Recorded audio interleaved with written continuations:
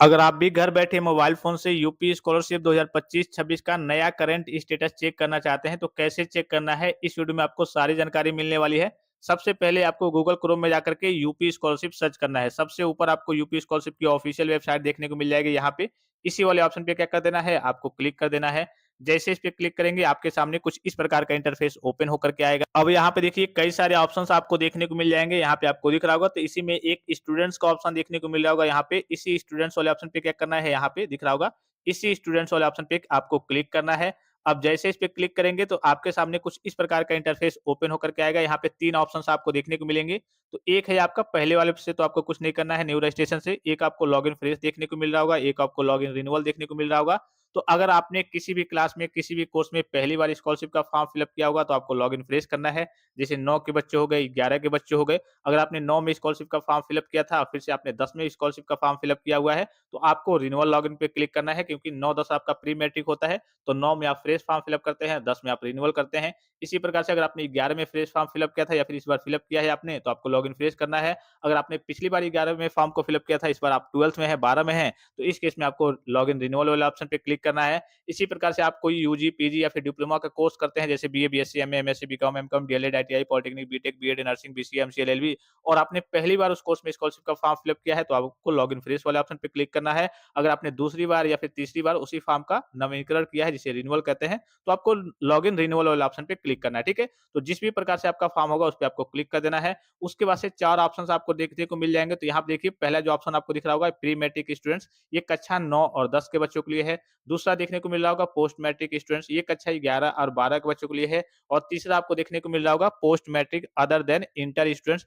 ये किनके लिए है, यूजी, पीजी और डिप्लोमा के बच्चों के लिए है। जो बच्चे कोई कोर्स वगैरह करते हैं, जैसे BA, BSc, MA, MSc, BCom, MCom, DElEd, ITI, polytechnic, BTech, BEd, nursing, BCA, MCA, LLB, उनके लिए तीसरा ऑप्शन है। और चौथा ऑप्शन भी पोस्ट मैट्रिक के बच्चों के लिए है, लेकिन अदर स्टेट वाले बच्चों के लिए है, ठीक है? तो आपका जो भी क्लास या फिर कोर्स होगा, उस हिसाब से आपको सिलेक्ट कर लेना है। उसके बाद से आपके सामने कुछ इस प्रकार का इंटरफेस ओपन होके आएगा। यहाँ पे आपको अपनी स्कॉलरशिप का रजिस्ट्रेशन नंबर फिल अप करना है। आपको अपने फॉर्म पे देखने को मिल जाएगा, जो भी आपके पास फाइनल प्रिंट होगा, उस पे आपको रजिस्ट्रेशन नंबर देखने को मिल जाएगा, ओटीआर नंबर देखने को मिल जाएगा। उन दोनों चीज़ों को यहाँ पे आपको फिल अप करना है। उसके बाद से यहाँ पे आपको अपना पासवर्ड फिल अप करना है। इस कैप्चा को आपको यहाँ पे फिल अप करना है और सबमिट वाला ऑप्शन पे क्लिक करना है। अगर मान लीजिए कि आप ओटीआर और पासवर्ड वगैरह भूल गए हैं, तो यहाँ पे क्लिक करके आप नया पासवर्ड वगैरह बना सकते हैं। यहाँ पे क्लिक करके आप अपने ओटीआर का पता लगा सकते हैं। ठीक है? काफ़ी सिंपल सा प्रोसीजर होता है। यहाँ पे आपसे जैसे इस पे क्लिक करेंगे, तो हाई स्कूल के आपके डिटेल्स वगैरह माँगे जाते हैं कि आपका रोल नंबर क्या है, हाई स्कूल का कौन-सा बोर्ड है, कब आपने पास किया था, और आपको नया पासवर्ड देखने को मिल जाता है। ठीक है? इसी प्रकार से ओटीआर को भी प्राप्त कर सकते हैं। ठीक है? चलिए सारी चीज़ों को फिल अप करके फिर मैं आगे की ओर प्रोसीड करके आपको दिखाता हूँ। अब देखिए फाइनली सारी चीज़ों को फिल अप किया जा चुका है। यहाँ पे आपको दिख रहा होगा सबमिट का एक ऑप्शन दिख रहा होगा। इसी वाले ऑप्शन पे क्या करना है, आपको क्लिक करना है। अगर आपने सही तरीके से चीज़ों को फिल अप किया होगा, तो यहाँ पे आपका क्या हो जाएगा, स्टेटस आपका ओपन हो जाएगा, अर्थात आपका फॉर्म लॉगिन हो जाएगा। ठीक है? यहाँ पे आपको देखने को मिल रहा होगा कि हाँ, 2025-26 का फॉर्म है, रिन्यूअल का फॉर्म है। अब यहाँ पे आपको यहाँ पे देखेंगे लेफ्ट साइड में, तो कई सारे ऑप्शंस आपको देखने को मिल रहे होंगे। इसी पे क्या करना है, इसी में आपको नीचे की ओर स्लाइड करना है। जैसे आप नीचे की ओर स्लाइड करके आएँगे, तो एक ऑप्शन आपको देखने को मिल जाएगा। यहाँ पे देखिए चेक करंट स्टेटस, ठीक है? यहाँ पे आपको दिख रहा होगा चेक करंट स्टेटस। अब इसी वाले ऑप्शन पे क्या कर देना है, आपको क्लिक कर देना है। अब जैसे इस पे क्लिक करेंगे, आपका जो ऑफिशियल जो कहिए कि इस बार का स्टेटस है, वो आपको देखने को मिल जाएगा। सबसे पहले मैं आपको डेट दिखा दूँ। आज डेट क्या है, यहाँ पे आपको दिख रहा होगा 24/2/2026। आज डेट क्या है, आपका प्रिंट डेट। यहाँ पे जब जिस भी डेट में आप चेक करते हैं, वो डेट यहाँ पे आपको देखने को मिल जाता है।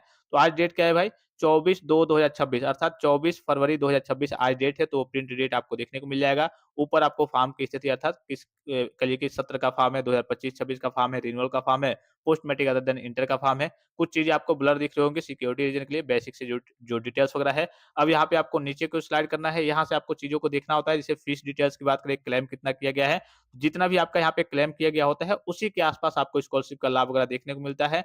जैसे कभी-कभी 11,000 है, तो यहाँ पे 12,000 भी स्कॉलरशिप की राशि आपको देखने को मिल सकती है, अगर आप हॉस्टल वगैरह में रहते हैं तो, ठीक है। इसी प्रकार से जो भी आपका कोर्स होगा, क्लास होगा, उस हिसाब से यहाँ पे आपको क्लेम फीस देखने को मिल जाएगा। और क्लेम फीस कब वगैरह करिए कि इसका वेरिफिकेशन वगैरह हुआ था, ठीक है, वो सारे डेट्स वगैरह देखने को मिल जाएँगे। यहाँ पे आपको नीचे से चीज़ों को देखना होता है। देखिए स्टेटस तो आपका ओपन हो गया है, अब यहाँ से चीज़ों को देखना होता है। इन तीनों से कोई मतलब नहीं है। यहाँ से देखिए स्टेटस एट इंस्टीट्यूशन लेवल, ठीक है, आपका इंस्टीट्यूशन लेवल अर्थात आपके कॉलेज से आपका स्टेटस क्या है, तो आपके फॉर्म को वेरीफाई करके फॉरवर्ड कर दिया गया है 22/11/2025 की डेट में ही। अब इनका वेरिफिकेशन चलेगा, इनका वेरिफिकेशन चलेगा, इनका वेरिफिकेशन चलेगा और लास्ट में यहाँ पे आपका वेरिफाइड करके आ जाएगा कि हाँ वेरिफाइड हो गया है आपका form, verified recommended by district scholarship committee करके आ जाएगा।